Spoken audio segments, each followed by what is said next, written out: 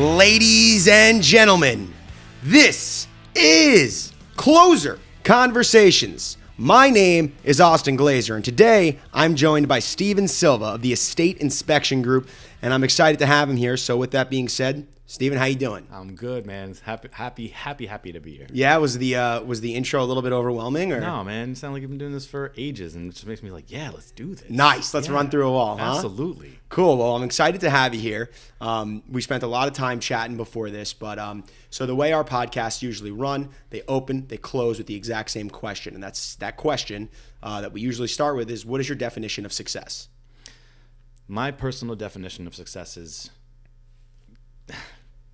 yeah, it's really just doing what makes you happy. A lot of people like to put dollar amounts next to their level of success. Notches on the belt, closed deals, number of transactions, whatever the case may be. For me, it's about my life quality. And as a father of 3 very young children and a husband, to me, one of my main life mantras, and I've said it before, is I want to work to live. I don't want to live to work. For sure. And for me, that is finding that balance. To me, is real success. Is that mindset perhaps holding me back in terms of real, top end levels of financial success I can get? Perhaps, you know what I mean? But for me, my family was established at the same exact moment that my business was established. So for me, both are being created in real time, side by side. Mm-hmm. And I never wanted one to be impacted negatively by the other. I wanted them to kind of symbiotically exist and hopefully, kind of go back and forth with fueling one another and maintain that balance. So that way it just didn't get too lopsided on one side and not enough attention on the other. Yeah. And I gotta say, I feel very happy with the level of balance that I've hit. So I guess in that case, I'm extremely successful for my parameters of what I put into place for myself. I think that the most important thing, and it's kind of like you said, is finding what that balance is, right? Because when I first got in the industry, one thing I can kind of relate to you about is I was very focused on working as opposed to living, right? So I put some pounds on. This was years ago. I put some pounds on and I would work 15, 16-hour days. I was killing myself. And, this was also during COVID. So it was like, what else is there to do? So you kind of lost that quality of life, right? And I one day I was really hitting a wall, and I talked to my mentor, and he said, you need to live, or what is it, work to live, and then live to work. What's the correct? It's work to live, right? You have to work to live. Work to live, because I can't live without working because you don't have any money. You can't live to simply work. Yeah. I mean, that's just all work and no play makes Johnny a dull boy, right? Yeah. You can't, it's not sustainable. No, I know, and that's, I like that you answered that. That may have been our best answer to the definition of success so far. That. All right, so tell us about you. What do you do? Who are you? Where are you from? What's your story? So I am Steven Silva, owner and principal and home inspector of Estate Inspection Group. We obviously do home inspections, licensed in both New York and Connecticut. Been in business since April of 2015. In that short period of time, we've already achieved certified master inspector connotation through InterNACHI, which is the home inspector association that we're affiliated with. Performed over 2,500 paid inspections already in that short period of time. Wow. And when it comes to me personally, like I said, I'm a father of 3 very young children, very energetic children. I'm also a husband to a very type A, very successful wife, and it's always an interesting challenge in terms of there's never 2 weeks exactly the same. No matter how much we try to structure our lives to be a little bit more predictable and sustainable, it just always seems like every single week is completely different from the previous. So it's fun. It's not boring, that's for sure. But when it comes to me and the quintessential definition of a family man, like I absolutely adore and obsess over my family, and I'm proud to be that kind of a father. And it's really a product of the home that I grew up in. I was very fortunate to have 2 very hardworking, very loving parents who never really let me forget that, we got to have fun, but we got to work, like nothing is given. They're obviously, my father is a European immigrant from Portugal. He came over here with the quintessential $20 in his pocket and, whatever clothes he could pack in a suitcase. My mom was first generation here in the States, but my grandparents were literally off of the boat. So I had a very ethnically influenced upbringing, which definitely helped to form me to the person that I am today in terms of just the galvanization of the importance of family and responsibility and just dependability. Very fortunate to have had that type of an upbringing, because I can see so much of who I try to be as a father and a husband directly, downline from the environment that I was raised in. So definite big kudos and shout out to my mom and dad, because they made me into the person who I am today. Besides that, I'm kind of a big nerd and goofball. Okay. I really love, fantasy stuff. Obviously, when it comes to like Game of Thrones and House of the Dragon that just finished up.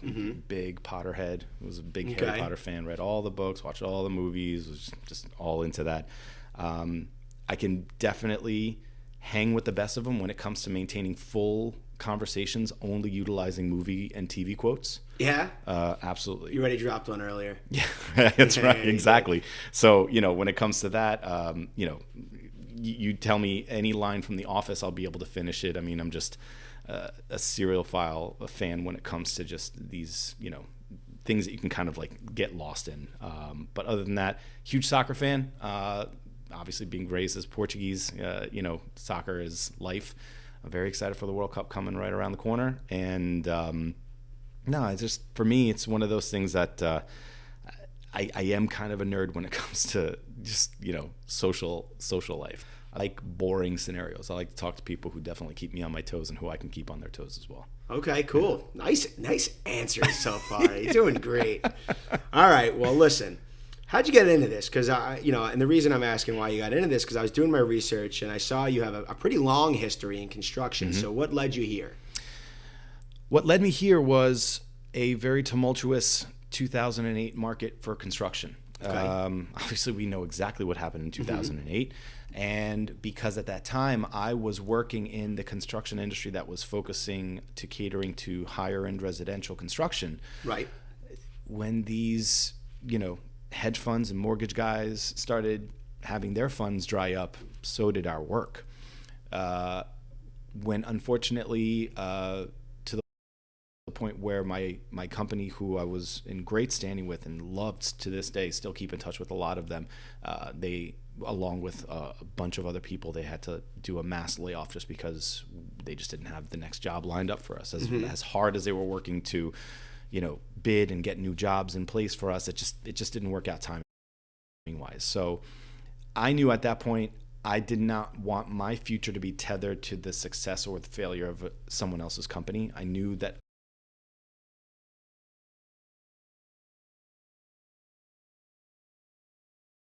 over, basically my entire life, I knew eventually I was going to be in business for myself.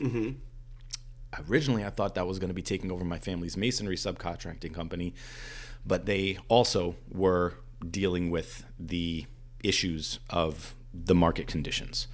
So I went and got my license because I was kind of introduced to home inspections as a viable option through a family member through my wife's family, who is a home inspector, but he's a licensed engineer as well. And he said, he was always telling me, you'd be perfect for that. You have a great temperament for it. And obviously, you know what you're talking about and just like experience from construction. I went and got my license, but I hopped into another construction company because at that time I was like, that's what I am. That's what I do. I'm a project manager. Thinking that I would eventually slowly open up my business and kind of do it on the side or weekends, just as another form of income.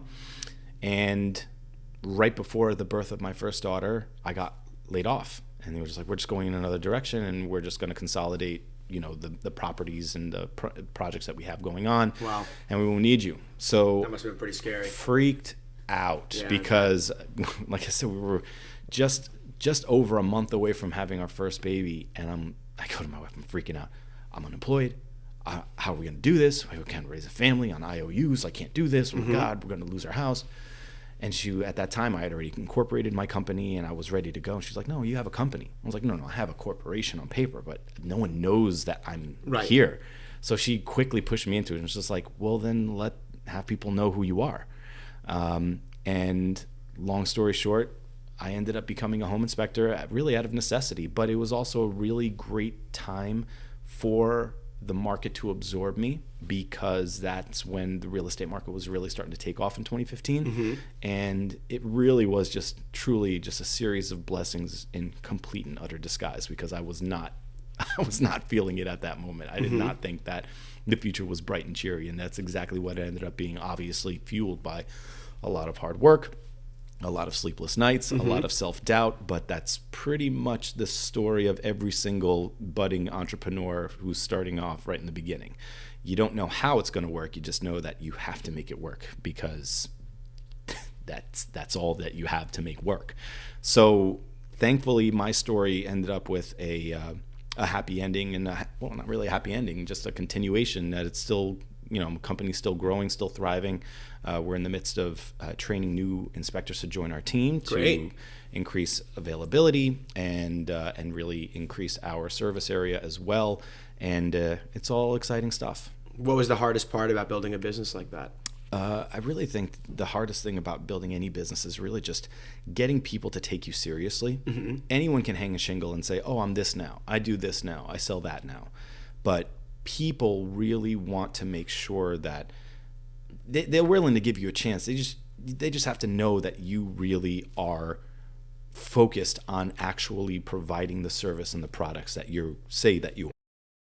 Okay, because there's so many, we've all dealt with them, where people can talk a great talk, but then when it comes to actually coming through with a certain level of care and professionalism and courtesy, they fall way short. And that to me was always the hardest thing, especially coming into an industry that was kind of already historically an old boys club, when it comes to home inspectors.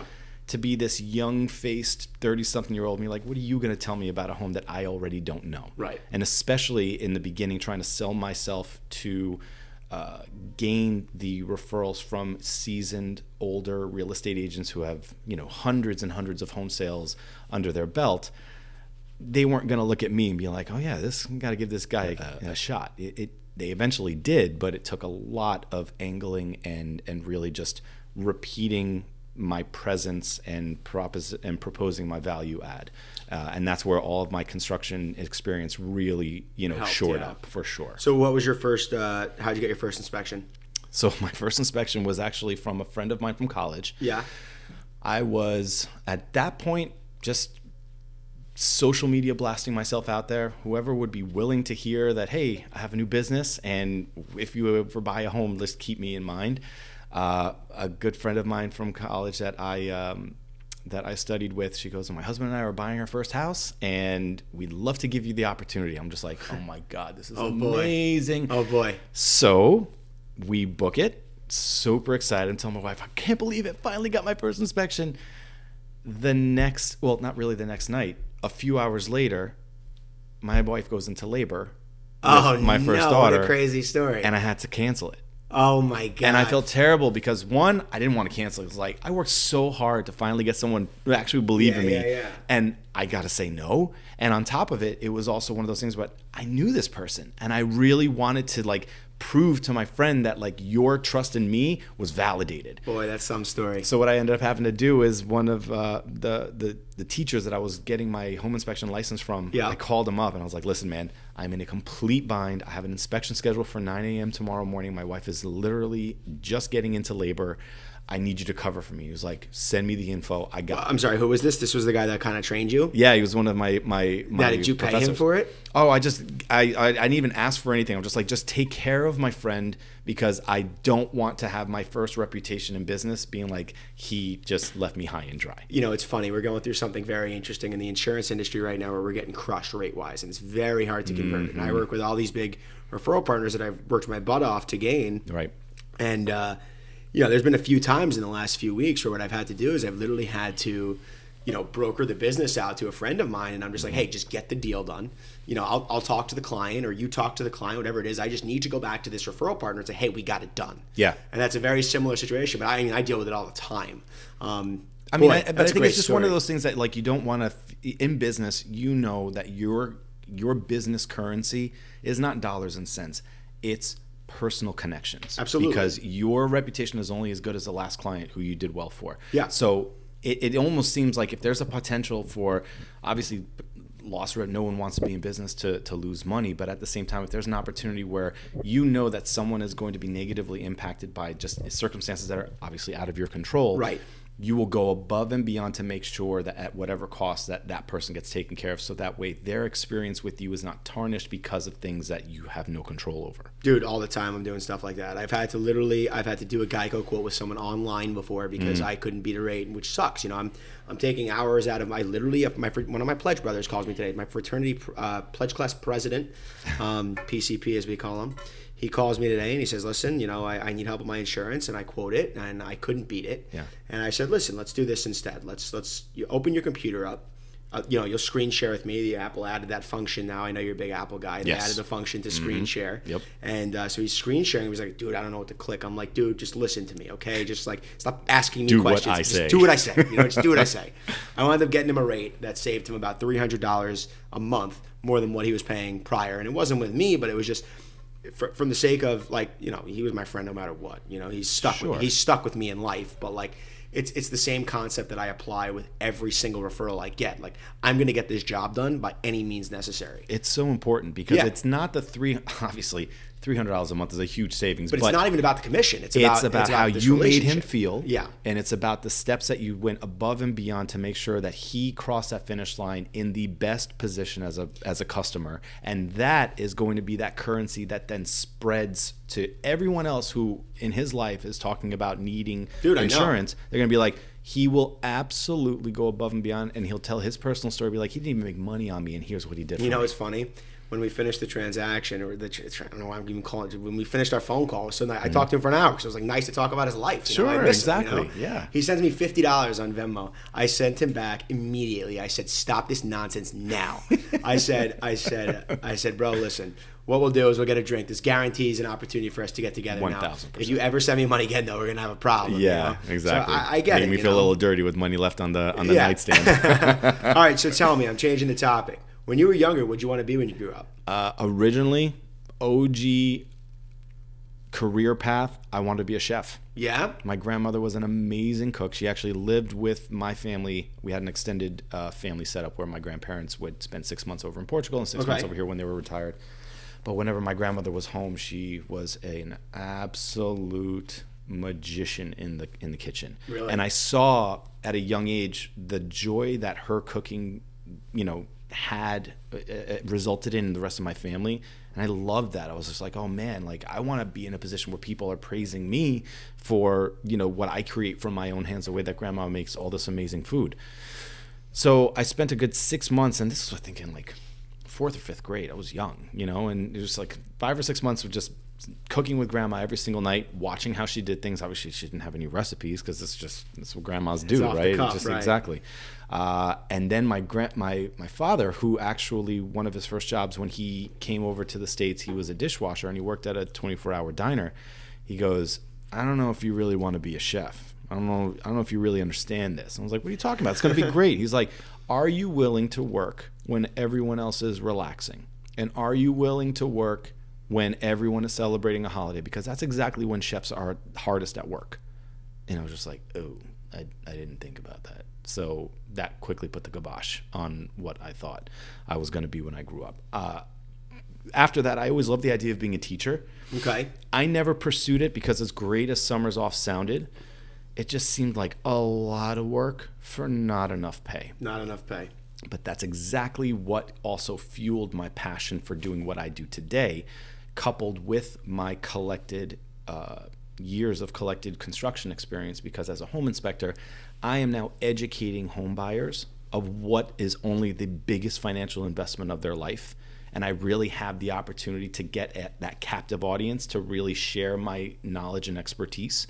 So for me, it is this perfect niche sweet spot of a profession for me to really just wake up with the cliche, jump out of bed every morning. Like, it's cliche, but I really do love what I do for that specific reason, that I know that I'm adding value to someone's life at an incredibly stressfully pivotal moment in their life. Yeah. And it's just like a combination of what ended up being my career path, because obviously my family had the construction company, so whether or not I wanted to be in construction until I was old enough to get another job, I was going to be doing construction. But it really allows me to tap into that love of educating people and, explaining what may be initially an extremely overwhelming and scary process, and really seeing those moments of where like things start to click, and all of a sudden their looks of sheer and utter terror start to relax, and they start to look at each other like, whoever's buying the house together, they start to look at each other like, oh man, I think this is actually going to work this time. I really cool. love that. I really love that. Dude, you're a great guest. I'm having a great time. All right, so I'm looking through my list here, but I don't even want to use the list. I feel like I'm coming up with better questions. I haven't asked a single question from this list yet. I love that.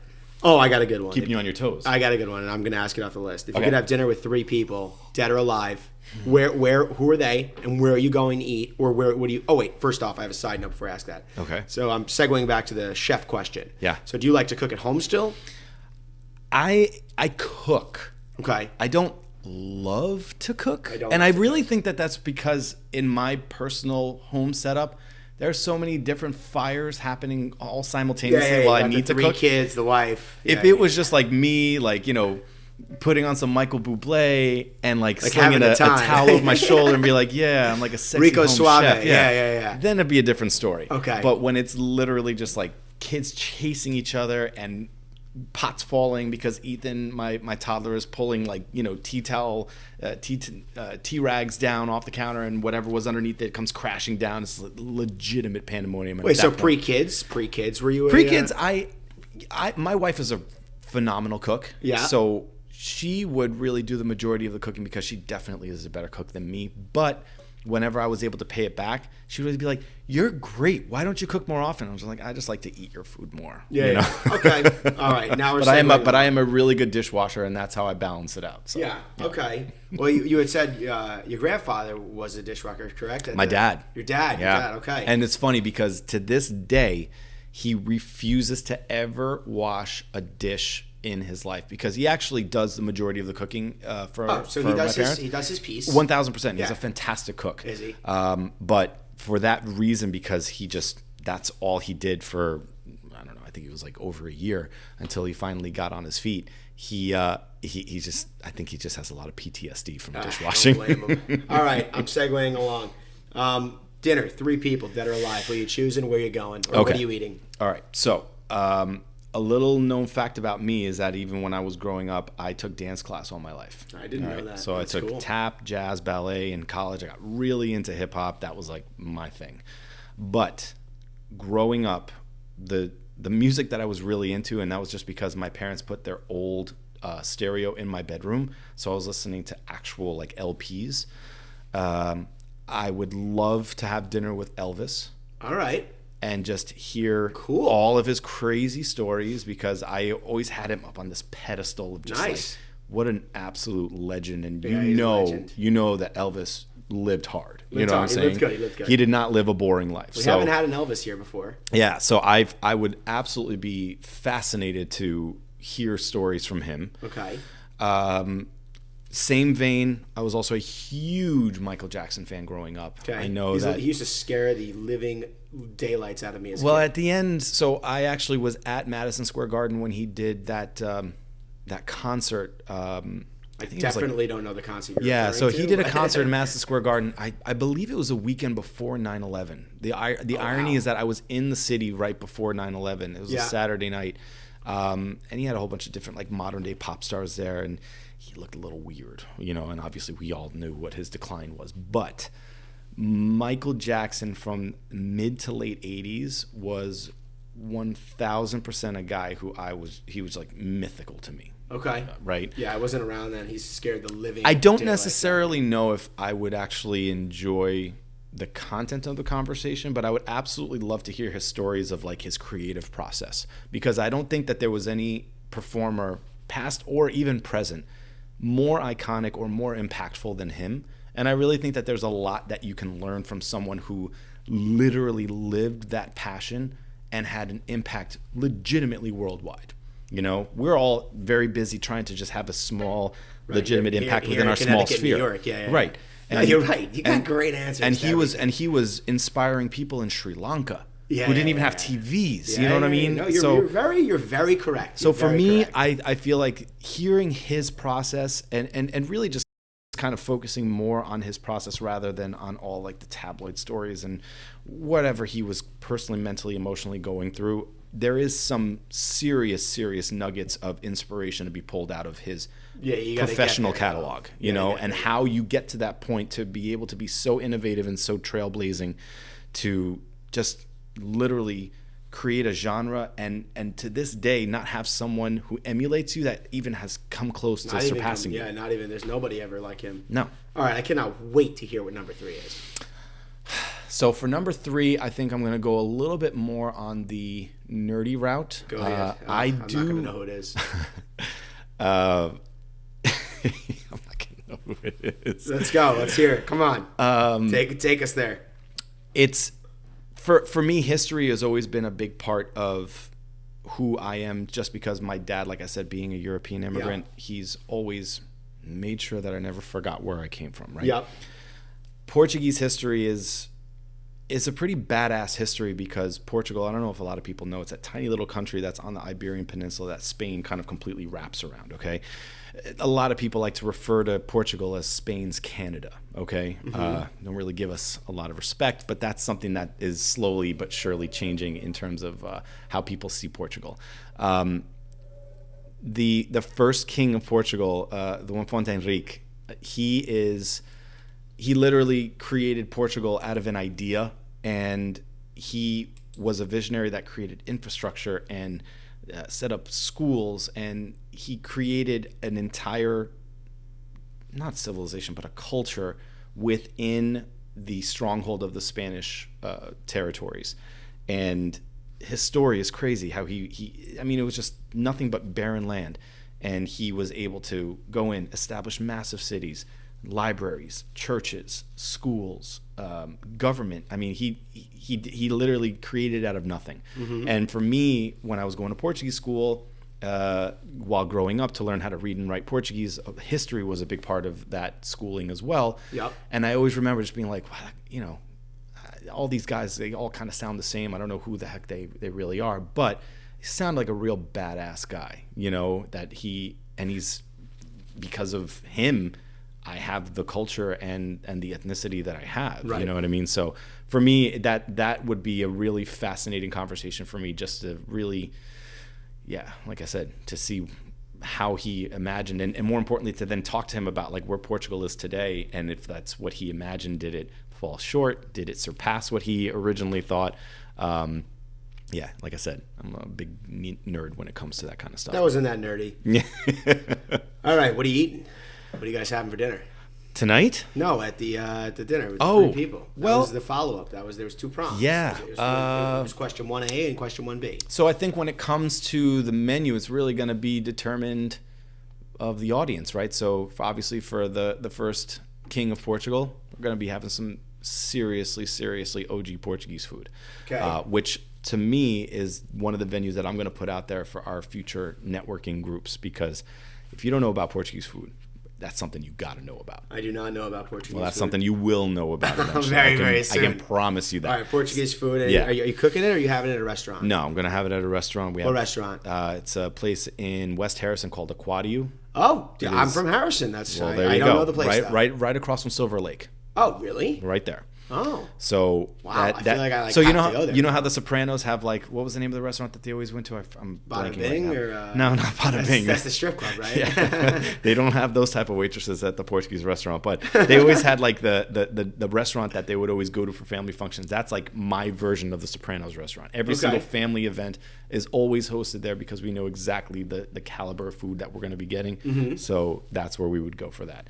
When it came to Elvis, I mean, I always remember hearing that. No. You get one dinner. Oh. One so dinner. then everyone's eating? Yes. Oh, it's one dinner. You're all sitting together. You get one dinner. Oh, so all three of them there at the same time? Yeah. Oh, yeah. You guys are like, you really think Elvis and Michael Jackson are going to enjoy each other's company? Well, I don't know. I thought if someone was going to go through the rigmarole of like, bringing them back from the dead, I would just get like a one-on-one with them. No, it's no one-on-one. It's that's going to be a real hard time find like 3 sets of common ground. That's why I would never do any of the. Well, then like that, yeah, I'd want Elvis to know what my food's all about, and then whatever Michael Jackson ate, you should stick with the Portuguese food. Oh no, we're eating Portuguese food. That's it. Done deal. Good. Yeah. Good one.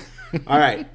So I got a question because you've done so much in not a short period of time, but you've done so much in a few years. Mm-hmm. How have you built such a robust referral network of realtors or referrals that send you business? How'd you do it?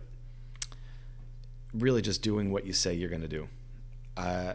Really staying true to your process and not just being a yes man. Okay. And the thing about being a home inspector is that we are inherently the bearers of bad news. It's our job to literally come into a property and tell everyone what's wrong with it. It's an incredibly pessimistic position to have to be in. Yeah. And as a natural optimist, there's a bit of a push and pull there for me, okay? Yeah. Because there is definitely a fiduciary liability or responsibility to make sure that my client is in full awareness of everything that they're buying. Mm-hmm.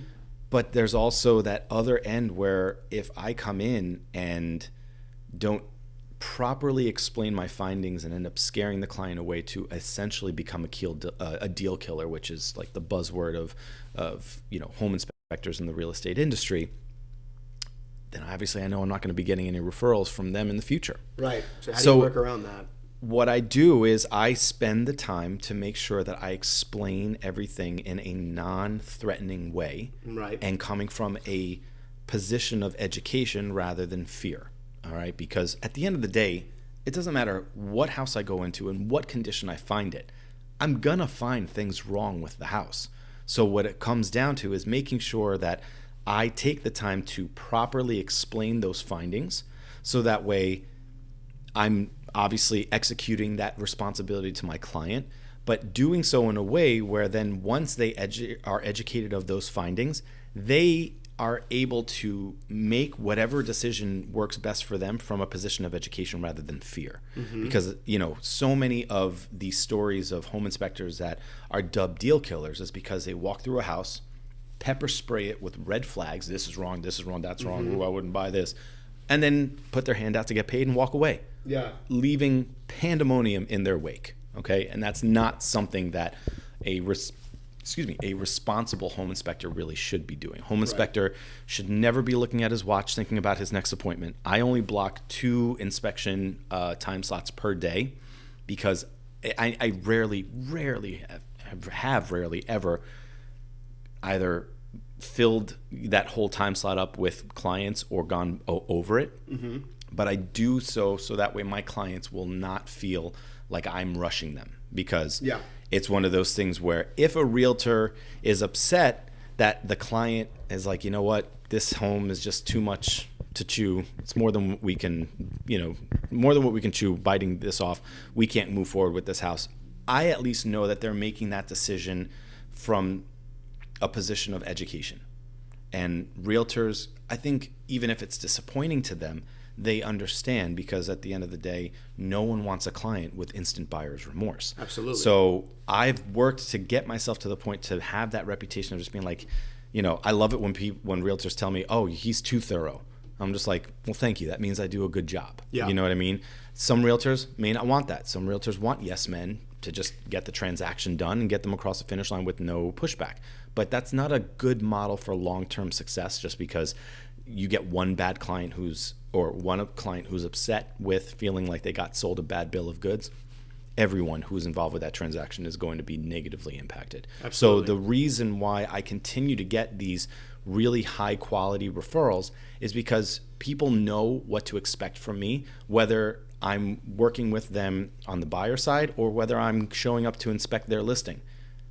They know my process. They know that I'm going to be fair but firm. And I think that that's something where no one really wants to work with yes people or people who are kind of wishy-washy. You know, I'd rather be known as a more thorough inspector and have that be my notoriety than the guy who's just like, oh, I love to refer him to my buyers because he doesn't find anything.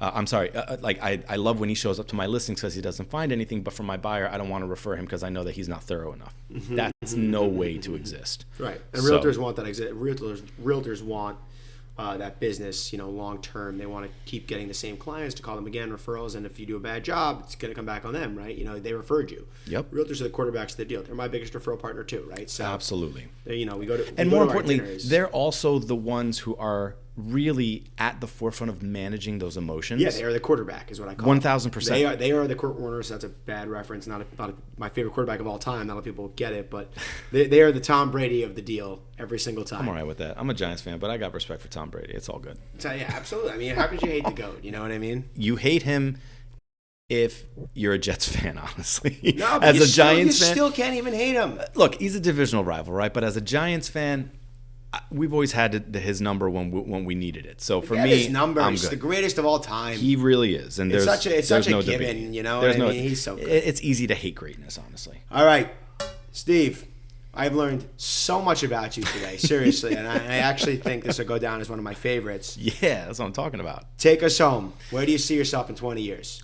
Honestly, where I would love to see myself in 20 years, at that point, my oldest daughter will be 27. Okay. My middle child will be 26, and my little guy will be 22. In 20 years, I hope that I'm in a position where I have the flexibility to hopefully travel with my kids when they're in their 20s. Hopefully, I'll be the cool dad where they'd actually want to hang out with me. Because I would love to really continue experiencing the world. That's one thing I forgot to mention. I love traveling, love traveling, and I love experiencing new places, new things, new experiences. You told us the engagement story, right, where you were overseas. Where I proposed to my wife in Portugal. You don't got to tell the story now, yes. But we'll save that for the next one. Yeah, you save it for the next one. That was a very, very cool story. For me, it was always something that, it was a dream of mine to raise my family and kind of interlock the love of travel with the love of spending time with one another the way that my parents did with me. Yep. So in 20 years from now, I would love to be able to, you know, go on an amazingly exotic trip with my daughters. At that point, like I said, hopefully they'll still actually want to hang out with me, and Dad's still cool to hang out with. I think they'll be past the point where they wouldn't want to hang. Like they'll be a little bit older. I hope so. Yeah, like I went through that period of like 16 to 17, you know what I mean? And you get past it, and you're like, all right. Yeah, you know cool. more than the parents. I know. Yeah, exactly. Yep, We've all been there. Yep. My little guy will be probably finishing up with college. Honestly, at that point in 20 years, my main focus is really just being the absolute best version of myself to my family, regardless of what that looks like. I honestly think that the biggest foundation of that is just focusing on health and making sure that I am as vibrant and as engaged with them as possible, because I personally think that life's currency is memories, not money. And to me, I want to be involved with my family as often as possible, and have my wife by my side to just look at each other and have those moments like, we made this. You know what I mean? And to me, kind of circling back to the first question of, what defines success.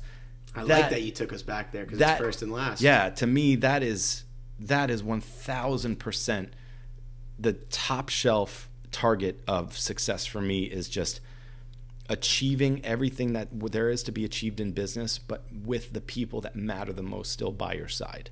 And to me, there's no people more important in my life than my wife and my kids. So if in 20 years my kids still want to hang out with me, my wife and I are still dancing salsa when we're in nightclubs or restaurants and stuff like that, and we're looking at our adult children and maybe whispers of being a grandfather already. That's crazy. 20 years from now, it's a possibility, but still, who knows? Whatever the case may be, I just want to be there and present, and hopefully business will continue to be good and blessed me with enough opportunities to set up that foundation. And more importantly, the health of my entire family will be there for us to, in 20 years, be in that position to have those types of memories. What a guy. What a guy. I'm taking us home. I'm hitting the music. Hang on. Attaboy. Ladies and gentlemen, today we were joined by Steve Silva of the Estate Inspection Group, and boy, it was a blast. Until next time, folks, stay golden.